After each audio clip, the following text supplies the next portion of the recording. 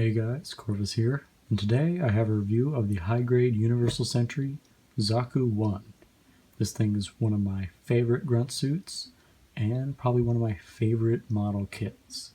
So, getting right into this, you get the Zaku I itself, and you get a little sticker sheet. You get a large black one here for inside the mono eye, and you get a big pink one for the mono eye itself, and you get a little pink one for inside the gun scope. For this model kit, I didn't do much painting other than just panel line it with a black Gundam marker. Now, getting into this thing's articulation, it's great for its age with some not so great points. Starting off with the head, you see the immediate not so great point. Does not go up very far, goes down pretty far, and if you move it forward a little bit, you get a very nice down bend, and the up doesn't really change much. If you take off the head and get a toothpick, you can see there's a little lever in there. If you just push against that, you can maneuver the mono eye around.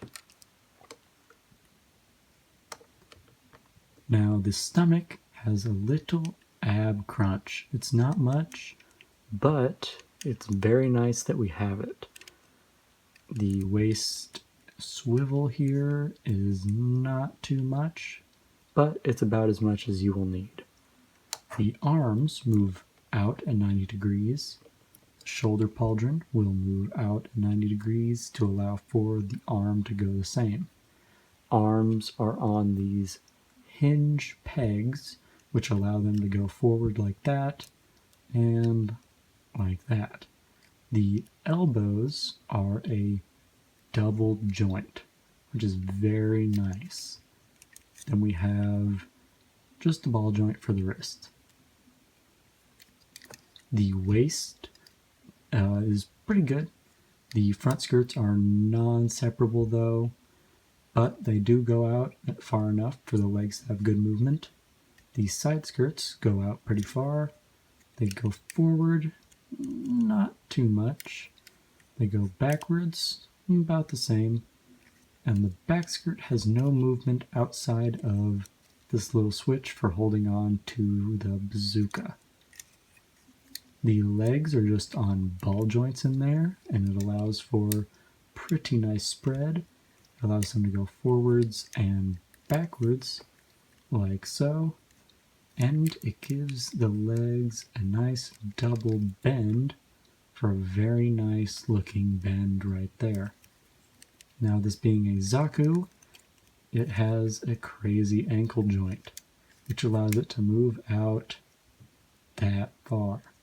It'll move forward that far, down that far, and as much side to side as you will ever need. Now with this, if you do push the feet in all the way and then try to stand it up, you get a wobbly Zaku. So you have to pull them out ever so slightly just so that it'll stand on his two flat feet. Now for the accessories, we get a commander horn, which you can pop off his scalp right there and replace it with his new duds.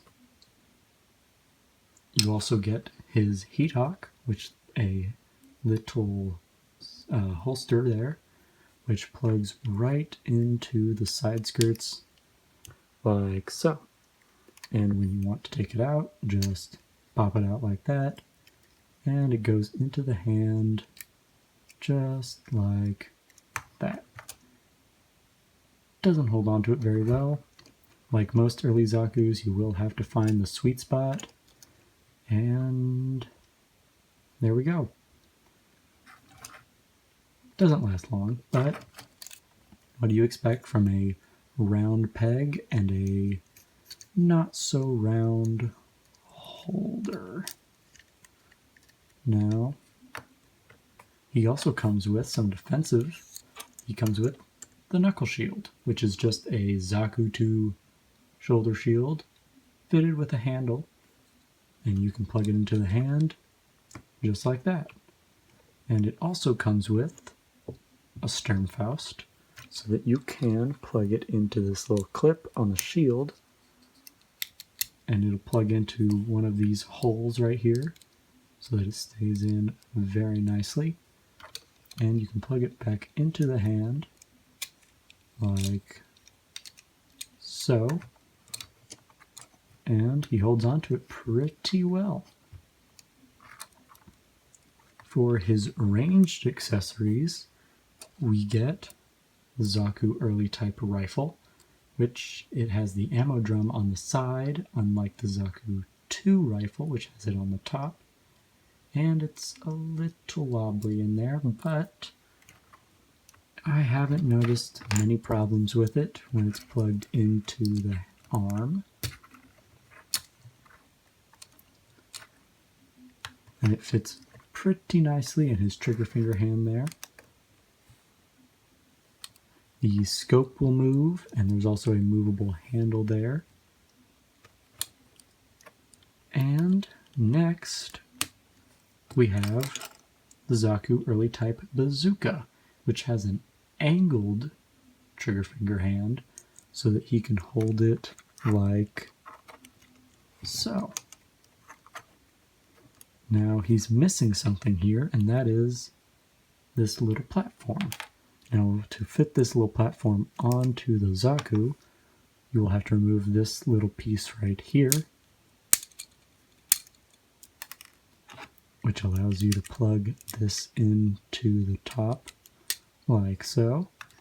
And you set the bazooka on that, set the head back on, and he is ready to roll. Now the last thing we get in this kit is an extra hand, and to do this we need to remove those hands, give him back his holding hand. We have an open hand, but it's not like an open hand that we normally get with kits where they're dynamic for poses. This thing is meant for one pose and one pose only. To grasp his other hand, flare out his shoulder pad, and ram into the opposition. So, for some size comparisons, almost forgot to show off that yes, indeed, you can hold on to the bazooka here. It just clips on like that in there, and it holds on to it relatively well. Let's put him next to the only other Zaku I own, the Zaku F2. They're about the same height, not counting his very tall commander horn here. Then we get the Grandpa. They're also close to the same height. Grandpa's a little higher with his camera. And then to dwarf all of them, the Gelgoog.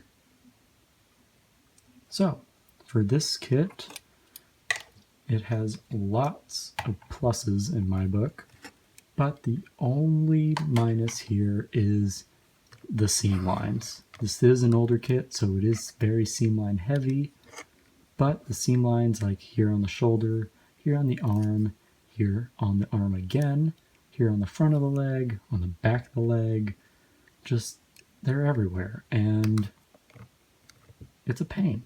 So for just that, which I can easily forgive for this thing being an older kit, I'd give this kit an easy 9.3 out of 10. It's not going to be a 9.5 just due to the amount of seam lines on it. Thank you guys for watching, and I hope you enjoyed it. I'll see you guys next time.